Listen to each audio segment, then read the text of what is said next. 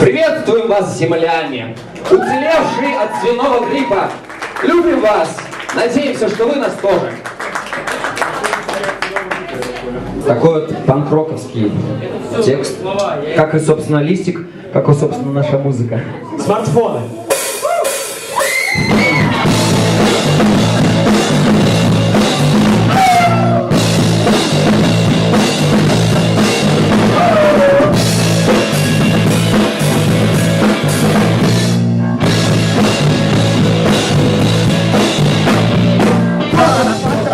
Сюда, посмотри сюда, лошара.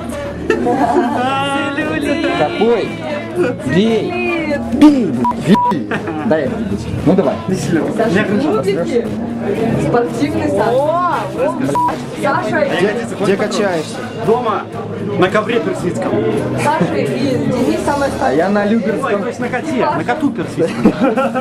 А я на люберецком ковре качаюсь. Да, на нем круче. Люба. С бабами, небось, качаешься? Конечно, с бабами.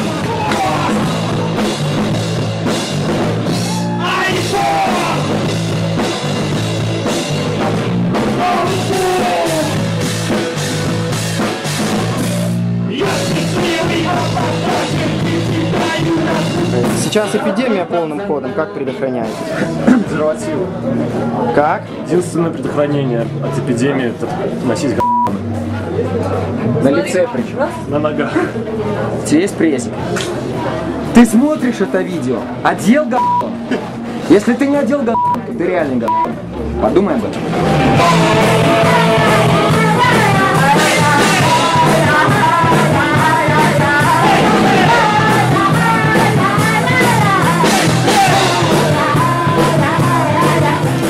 На прошлом концерте, ребята, вы обещали играть голышом. Что не срослось?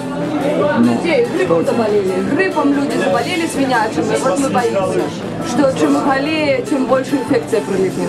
Но у вас никаких нет комментариев. Ну, У меня есть комментарии. У меня срослось. Концерт еще не закончен. Ждите. Смотрите. На 34 Макнет.